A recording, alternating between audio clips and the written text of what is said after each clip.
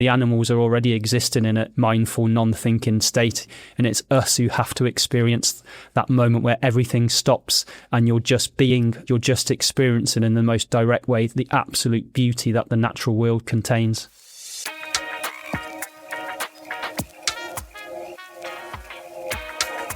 Welcome to another episode of Rewilding the World. With me, I'm Ben Goldsmith, and I'm here with Dave Mountjoy. Dave's book, Being with Cows, is one of the most moving and brilliant nature books you'll ever read. Dave's personal journey isn't totally dissimilar from my own. Grew up with a great love of nature, suffered a terrible personal tragedy, and found a tremendous degree of healing and purpose in nature, let's say. Dave has gone from teaching in Malvern to herding cows in the foothills of the Pyrenees. Dave, thanks so much for taking the time to join me today. Yeah, thanks, Ben. I'm absolutely delighted to be on. Dave, let's jump straight in with the essence of your book. Tell me about that story of how you ended up going from Malvern to the Pyrenees and ended up with this extraordinary story. Yeah, so I was at a bit of a crossroads. So I was feeling drawn to France, to moving out to France already. I'd spent a lot of time during the summer holiday as a primary school teacher, exploring the country, fell in love with the place. So I was already looking to move out there. And if you want the God's honest truth, the weird story, I was actually back in my home area in Worcestershire, just out on a stroll out in the countryside. It was in late September, and I just suddenly had the instinct to look up and saw an osprey go over my head, which was quite rare, this is going back 10, 15 years. And this is the weird bit. I just felt like I had to kind of move south. So I followed the osprey, so to speak. So that was the kind of main inspiration to get over there, and then found a place after a lot of searching in the department of Ariège, which is beautifully green, amazing place down in the Pyrenees, on the edge of the Pyrenees and into the Pyrenees. Found a place to live, to buy, which didn't have a house. So I was advised by the people who sold us the place to become a farmer or to get some farm animals, which would make it much easier to convert one of the beautiful barns that was on the land. And I grew up on a family farm in Worcestershire, so it was a very easy step to come back to the cows. And the first three arrived, 3 Galloway heifers, shortly followed by 3 Castor heifers, which is the breed native to the Central Pyrenees, which is just, if anybody who's got any link with livestock rearing, particularly from a kind of not necessarily alternative, but even a kind of spiritual basis, these things are just off the scale. They are domesticated, but they don't give you their confidence lightly. You have to kind of earn your place in the herd. They're just incredible creatures. I'm kind of semi-obsessed with them. And the whole story has kind of unfolded from then, really. So it was a very unexpected journey that I've kind of experienced coming back to the cows, but in a very different way from when I was a kid. And Dave, the big tragedy that hit your family, did that happen after you'd moved to France or before the move? Yeah, so basically it's actually the 10-year anniversary very soon in the next few days. So I was already kind of installed, pretty happy with what was going on with the cows, with the farm, with the project already in Ariège, and had a particularly lovely day, a very kind of warm, really lovely autumnal day in south of France, and picked up the phone in the evening, Dad's voice, "Hi Dad, how you doing?" And then just suddenly, the whole world just collapsed. He just through his tears was able to tell me that their youngest son and my beloved younger brother Cork, his real name was Simon, but he was always called Corky. That was his kind of nickname amongst everybody who knew him and loved him. He'd taken his own life, after several attempts. He was kind of into kind of like country life, so he had some terriers and he was a bit mixed in with some local hunts, and he just stole a pistol from the kennels, and the rest is history, basically. So of course it just brought as you actually know, Ben, through different circumstances, but just brought the biggest full stop you can ever imagine. I mean, not totally unexpected, but you can never prepare yourself for such an event as that. Yeah, I'm so sorry for your loss. And yeah, when it comes completely out of the blue, I was walking around the perimeter of a cricket field, and I saw my ex-wife's boyfriend Paul, who's really part of the family and plays on my cricket team, tearing around the boundary, ashen, with a phone in his hand. And I got the news that my daughter Iris I'd had a serious accident, and I knew immediately when Kate, my ex, said down the phone, "She's not breathing, Ben." I knew. We didn't really know for another half an hour or an hour. But what struck me that I often talk about is even in the hours after that event, that full stop event, when the world comes crashing down, the darkness that envelops you, even in the hours and days immediately afterwards, I was aware somewhere in the back of my mind of the tremendous beauty of nature around me. And I remember questioning that, thinking, how can I possibly still find the shafts of light kind of beaming through the canopy above my head, and the warmness of the grass under my feet, and the flowers and the birds, and that kind of like benevolent, indifferent hum of nature all around me? How can I even notice these things now of all times? And I didn't just notice, it kind of held me in some way. And I think that's what we have in common. Is in your book, you describe beautifully how you felt, and we'll talk about the cows in a minute, but you felt held by nature really in that time in your life. Yeah, I totally echo everything you just said there. It's very, you said it after saying a very poetic way. It's a beautiful way to describe it. Just exactly the same experience, even actually in the very moment that I kind of received the phone call, got off the phone, put the phone down. Fortunately, we had a Gabby, our first son, was I think he was only 4 or 5 months at that point. Fortunately, I had someone to cling to, some sense of innocence, actually, which is what I find in nature.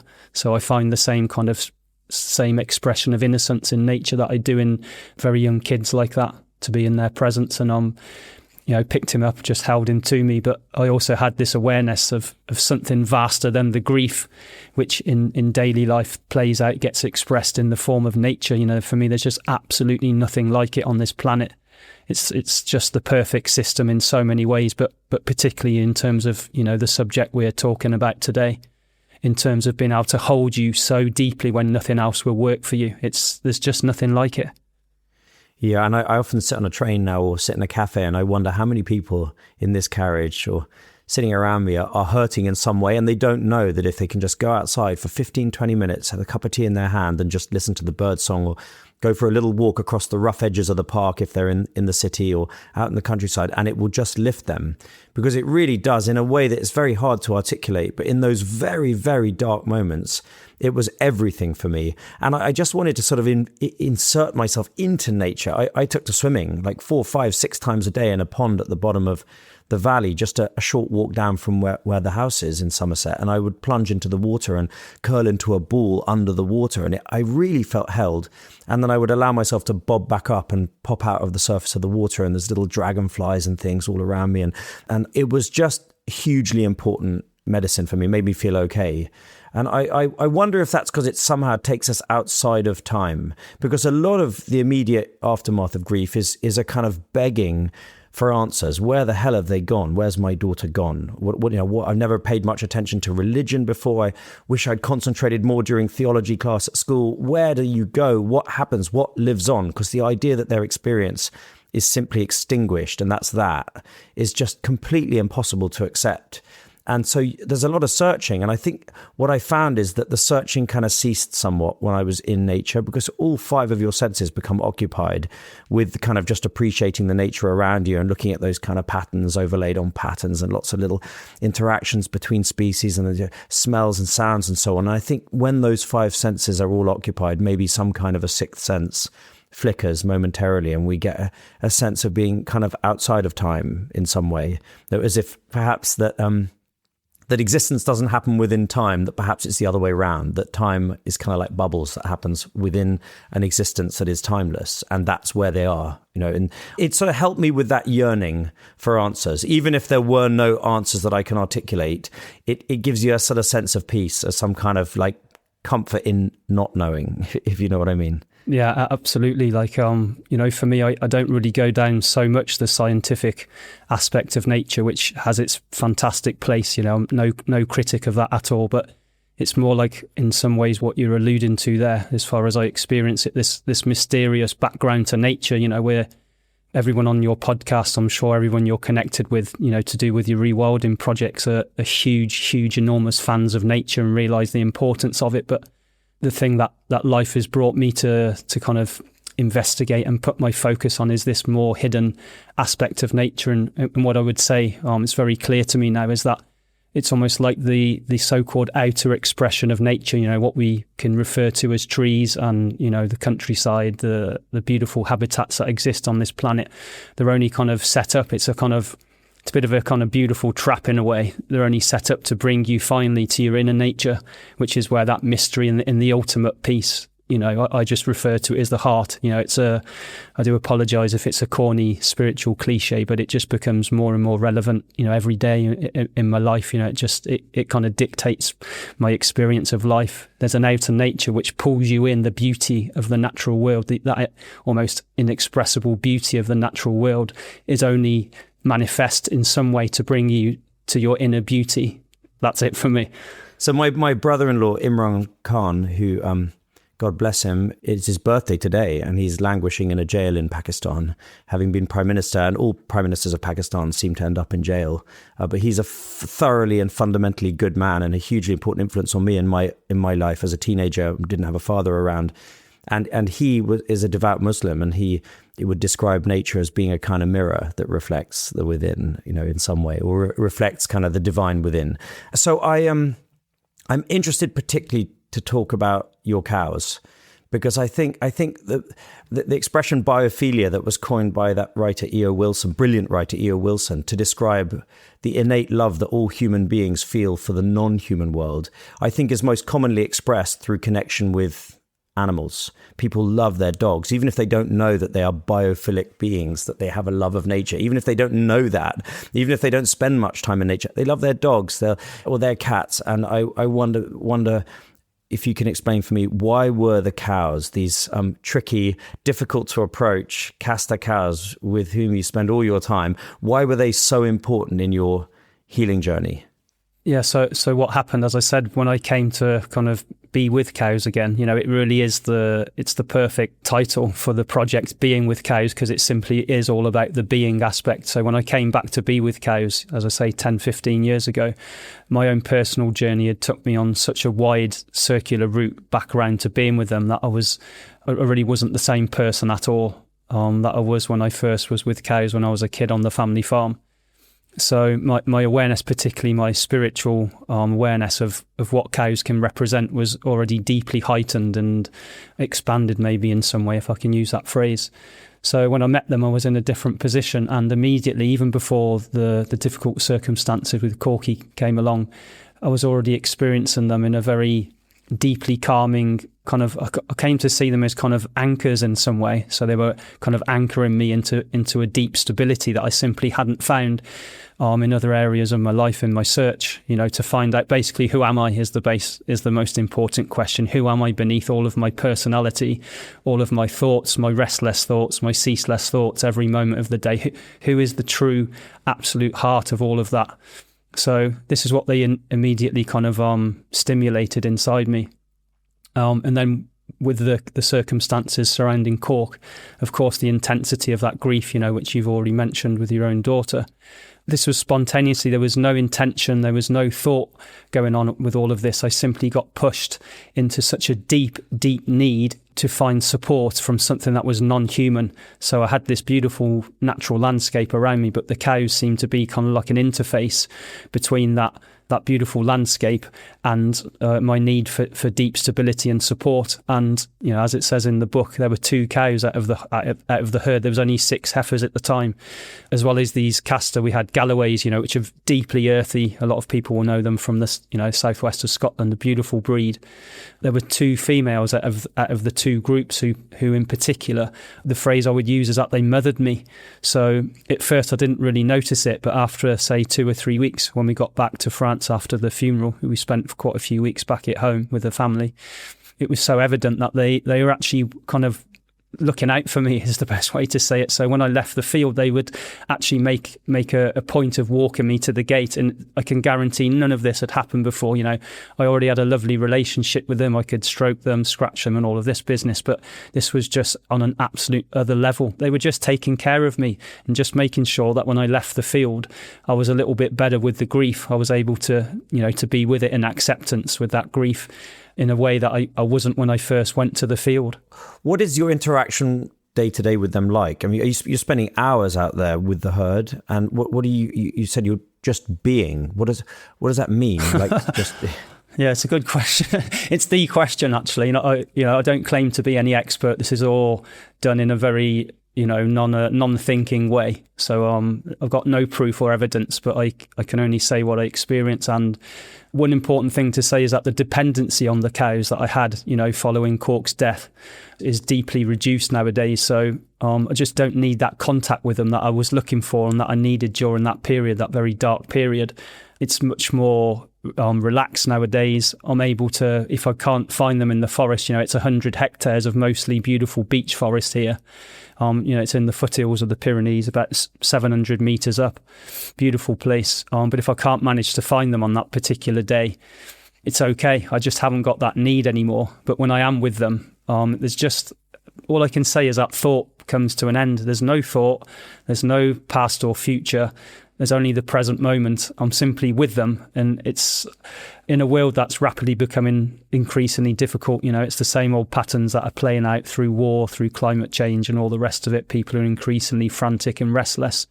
All I can say is that there's an incredible potential, not only with, of course, farmed animals, and this place tries as much as it can to lean towards the rewilding aspect of things. The cows are left to do what maybe the aurochs did, their true wild ancestors. That's my kind of goal and always has been. But just with farm animals, but particularly with their wild relatives that are still able to come and go as they please. Over here, the wild boar, there's a few wolves. Apparently, there's a huge beaver situation going on in the Pyrenees right now, which is fantastic news. It's just to have that contact with these non-thinking creatures that just act naturally without thought. That's the main essence for me.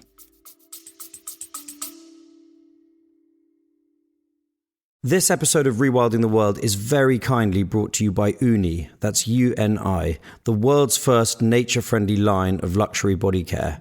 We've all heard about the harm that sun cream does to coral reefs, but it's not just sun cream and it's not just coral reefs. Well, Uni makes plastic-free, nature-friendly essentials like shampoo, conditioner, hand wash, and even natural deodorant, all full of nourishing ingredients such as seaweed kelp, aloe vera, and olive oil. We've been loving our Uni products, but don't take it from me. Here's my wife, Jemima. Yes, I really love them. They're such clean and nourishing products. The microalgae body oil is so good and really smells amazing. You can find Uni products at Space NK or at weareuni.com. So I want to revisit all of those species, especially beavers, which is my favourite topic, and the rewilding of that landscape. But before we get there, so you're now offering the opportunity for people who are struggling or people who just want to find greater connection, both with themselves and with the outer natural world. You're offering them the opportunity to come and spend time with your cows and spend time with you. What does that look like? Yeah, so basically they're just called Being with Cows retreats. We usually do them through the summer months, so 3 or 4 a year. So basically the timetable is really based upon simplicity. As you say, I've spent so much time with the cows. I've been privileged to spend so much time with the cows over the years. Their daily rhythm is so simple. It's the essence of simplicity, and everything that happens on the farm in some way has to mirror that. Apart from when I'm with the kids, that's a bit of chaos, but the rest of it, I try to mimic, the life that the cows have shown to me. So we start the day with what I just call a quietness session. I avoid quite passionately any spiritual jargon. I really try and keep out of that. I don't want to claim any idea that there's teachings going on, that we're following a certain way. I just keep out of all of that with all of its baggage. And this is just about being here with what life gives you to carry to this incredible place, which is deeply supportive. So we start with a quietness session, have breakfast, go for a beautiful walk through the forest. There's loads of old forestry tracks which I've cleaned up over the years, so we can spend 2 or 3 hours just gently wandering through the land, stopping if we need to experience a beautiful place. Come back for lunch. There's lots of free time in the afternoon, and then we go into what I call, the phrase I received one day with the cows was cowfulness. So it's just a play on words between mindfulness and being with cows. So cowfulness sums it up quite nicely. And we just spend 2 hours or so just in the company of the cows and in whatever they want to bring to us. So I went to the Netherlands. I convened a group of Dutch philanthropists, people who've done very well in business, made a lot of money, who have expressed an interest in doing conservation work in one way or another, and took them round with Rewilding Europe, some of these extraordinary rewilding projects happening in what is the most densely populated, intensively farmed country in Europe, because they couldn't believe it when I said, the Netherlands is a leader in Europe in rewilding landscapes. And one of the things I learned, among many, was just how important these big herbivores are in terms of creating the cycle of nature and creating this incredible abundance that I experienced when I was there. I went to the Oostvaardersplassen, where they have herds of Konik ponies and they have Toros cattle. And then I also went down to Nijmegen and saw where they have bison and Toros cattle. But Toros is the modern derivative of the original Aurochs. There's been selective breeding of some of these traditional breeds over a number of generations, and they've created an animal that really is a beast of the forest. It looks, they say, indistinguishable from the original Aurochs. And wherever we saw the animals, whether they were by the water or up on the slopes, they were just surrounded by swallows and house martins and flocks of starlings performing murmurations above them. And we saw white storks, and we just found that the riot of life seemed to follow the herbivores. Yeah. So can you just describe to me your own experience of this, of the dynamism in the landscape in which you live around the activities of your cows? Yeah, it's incredible. As I said, it's 100 hectares. It's not necessarily a huge place, but it's just enough room for them, both groups, the Galloways, but particularly the Castor, to express all of their wild instincts. I mean, I have a great contact with them and a great relationship, because of the time I've spent with them, but they're absolutely free to come and go, exactly as, what are called chevreuils, the roe deer, the sanglier, the wild boars, red deer. We haven't got too many red deer, but fortunately there's a small population that come and go through the land. All of the wild, what I refer to as their wild cousins, everything that's already here originally, the original inhabitants, they're just totally allowed to mimic that.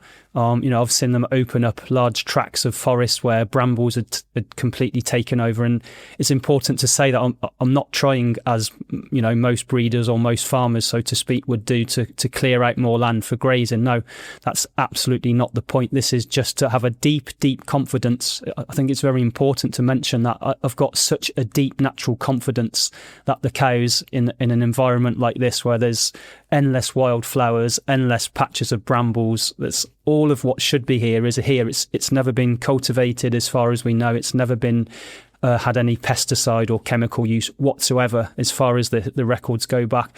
I just got this massive, deep confidence that the cows themselves, especially these very rustic breeds, these very old breeds that haven't been too selectively bred, that they've retained their wild instincts in some way. They just know what to do. They just know how to look after themselves. Yeah, I think that is it, really, isn't it? It's trusting that nature knows how to recover itself. That's the essence of rewilding. And I experience it every day in my place in Somerset, where we've got a herd of Old English Longhorns on no fence GPS collars. So they're free to roam where they want, eat what they want, sleep where they want. They exhibit sort of semi-wild behavior, really, living as a family group.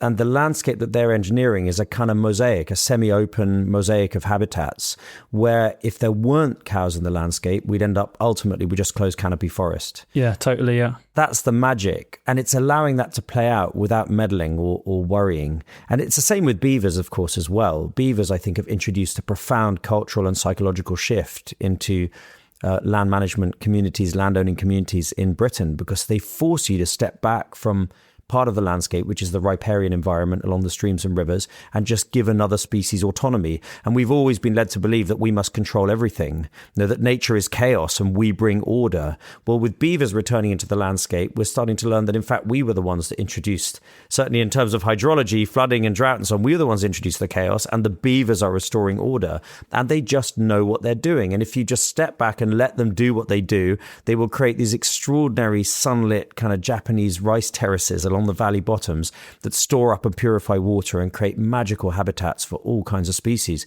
So I think this idea of trusting nature to play out without too much interference from us is fundamental.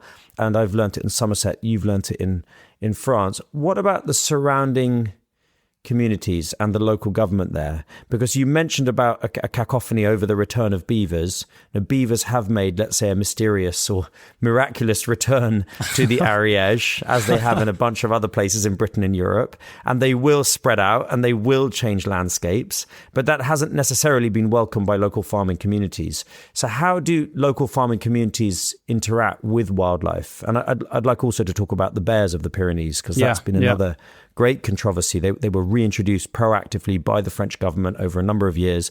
There's now a thriving population of European brown bears in the Pyrenees, which we hope will ultimately connect with the population that's found in Cantabrian mountains of northern Spain. But it hasn't been a popular thing. So how would you describe the relationship of local communities around you who are obviously deeply connected with their land? How would you describe their relationship with nature, and especially problematic nature like beavers and bears? Yeah, to put it into very simple everyday language, I would say tricky. I would use the word tricky. It's a fascinating subject for me, and having lived along the borders of where the brown bear were re-released, I haven't actually got to see the beavers yet, but that won't be far away. But I'll just give you an example. If you go anywhere into the actual true mountains themselves, just literally every single road, whether it's a classic sinuous mountain road or a straight road on the bottom of the valley, there's just graffiti absolutely everywhere. 70 or 80% of it is saying no to the bears. They just don't want them. There's a reactive presence against that. There's loads of people who are into a kind of alternative way of life who absolutely adore nature. I've got a lot of awareness of these things, and just like you were alluding to with the cows and the big herbivores, also that the absolute necessity to have large predators, to have a healthily functioning ecosystem. They're absolute, they're vital to that.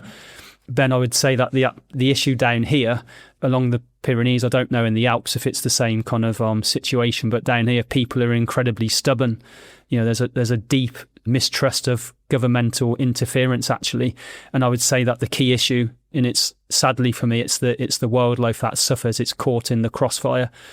The main issue down here is that local people really detest the idea that the bears were released, so many years ago without their full backing. They weren't fully d'accord with that, and I think that's the greater issue. And as I say, it's the kind of semi-tragic aspect, because bears have been poisoned. There's even kind of, you can see videos on YouTube of like kind of rustic paramilitary groups which want to take the bears out. It's gone to that level.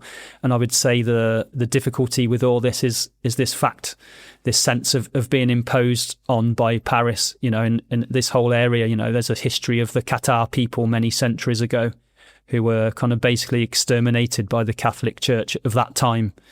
There's just still something circulating in this area that feels like it's been put upon, and as I say, sorry for the bears. That's exactly the same as I've heard on this podcast series a number of times in relation to the American West, where the wolf has become a kind of lightning rod for local opposition to meddling by the federal government, because the federal government has more or less attempted to protect America's minuscule wolf population, which is at a tiny, tiny fraction of what it once would have been and what it could easily be again. And so the wolf is kind of like a sort of proxy for attacking the federal government. And I think maybe it's a cultural or a messaging thing, and I've got an episode coming up on that. But the bears are thriving. So in the landscape where you live, there are brown bears. They're a topic for local controversy, but they're also a source of income because of the burgeoning nature tourism industry. There are beavers now back in the Ariège. They're also approaching from the south in Spanish Navarra up into the Pyrenees. So that's another keystone species that's back. The wild boar is there. What other species? Have you got wolves? Do you have wild horses? Yeah, wolves are, mostly over here, to use the local language, they refer to them as a solitaire. So it's like, typical with mammals, particularly with predators, where the kind of the young males get kicked out of the group and have to go and find their own place to live. And we've been fortunate enough, for myself personally, I actually missed the event, but our oldest boy, Gabby, he was like deeply, deeply impressed and inspired by the meeting, but also a little scared, to be honest. But he encountered a lone wolf literally on our doorstep, just a 1 minute walk down the track. back to the small local road. It was just sitting there on the edge of a piece of woodland. It's without doubt that's what you saw. So, those are active. I don't know if they're coming up through Spain, or I think mostly they're said to be coming through from Italy, I think. So, yeah, wolves are definitely present in small numbers. We've got beautiful things called a genet. It's like a kind of cross between a civet and some kind of, I suppose, a pine marten. Pine martens are, I would like to say they're everywhere. They are, but they're so elusive, just get glimpses now and again. Even beech martens. The bird life is just absolutely off the scale. In this summer I was just so deeply grateful. I saw a booted eagle for the first time, and then there was a pair around for a little while.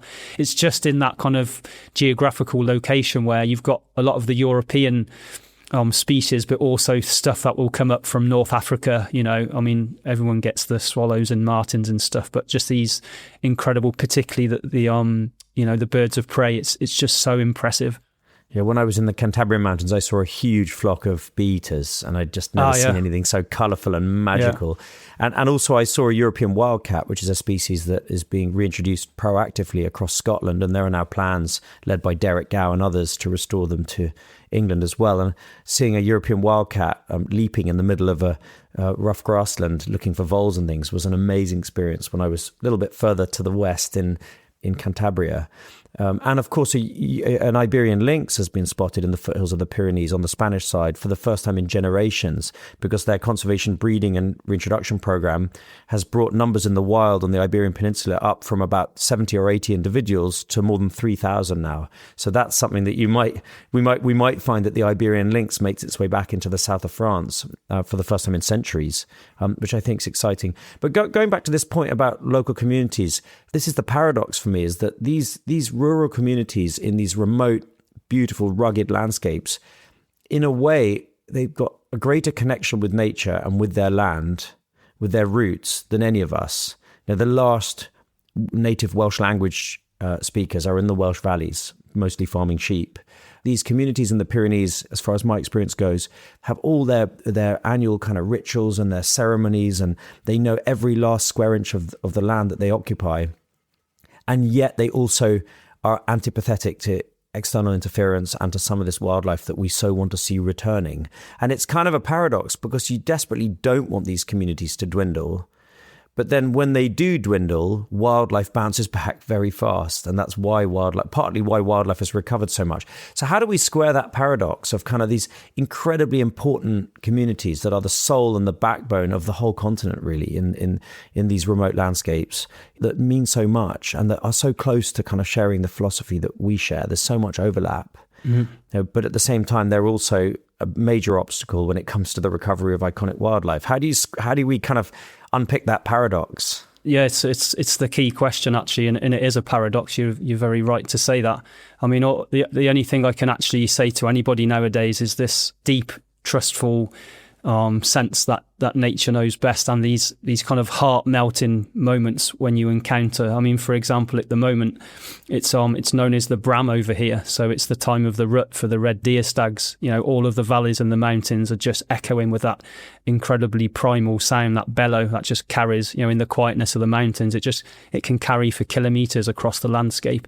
You're right to say that these people have grown up with this, not only just in one generation, but maybe like 10s, 15, 20 generations of people in the same place. That they're rooted to this landscape. I don't have a simple explanation or an answer to the question that you pose, but if I just look at my own experiences, I used to shoot rabbits when I was a kid and be involved in all of that stuff growing up on a farm and just that normal lifestyle. But it's those heart-stopping moments in terms of when you have a kind of breakthrough from your habitual sense of who you are, your identity, the thoughts that drive all of that. It's that kind of almost spiritual contact with nature, which for me, it's just the only way to go. And that's why, in so many ways, I'm deepest fan of the rewilding movement, because for me, the end game with that is to bring people to that point where, if we're seen as the agents of change or the agents of destruction on this beautiful planet, then it's us who has to have that heart-opening moment. The animals are already existing in a kind of mindful, non-thinking state. You know, it's their total normality, and it's us who have to experience that moment where everything stops and you're just being. There's no thought going on. You're just experiencing in the most direct way the absolute beauty that the natural world contains. That's the only answer I can give. Yeah, I agree with every word of that, Dave. Your book, Being with Cows, is a profoundly important book, I think, for anyone, but particularly anyone who's going through a tough time. Because you just lay out so articulately, so beautifully, how to find kind of peace, being in nature. For those that can, being with cows. I hope some of the people listening to this podcast will even choose to look you up and come and spend some time in the Pyrenees with you. Dave, thank you so much for spending the time to talk to me today. You live in one of the wildest, the most beautiful landscapes in Europe. Lucky you. I look forward to seeing you soon. Yeah, take care, Ben. Thanks so much indeed.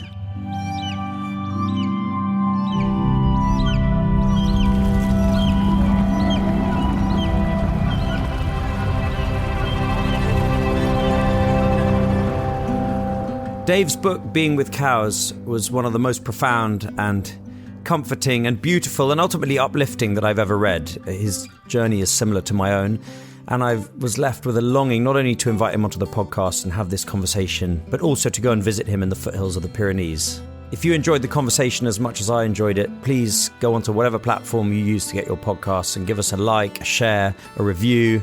Spread the word among your friends. It makes such a difference, and the podcast really is growing as a result of small actions like that.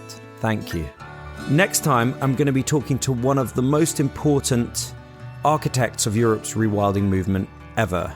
Wouter Helmer is not only the founder of Rewilding Europe, but also came up with the big rewilding vision that has made the Netherlands a leader in this field, which is extraordinary because the Netherlands is one of the most densely populated, intensively farmed, heavily developed countries in Europe, and yet they have these wonderful corridors of nature running the length and breadth of the country. I was lucky enough to meet Wouter in person on a trip to the Netherlands to see some of these wild landscapes. I stood at one stage with a coffee in my hand and looked down off the dike and saw a herd of wild horses galloping through shallow water, birdsong all around. Join us on the podcast and hear Wouter's story. It really is something, and there's a lot to be learned for us here in Britain from what Wouter has to say.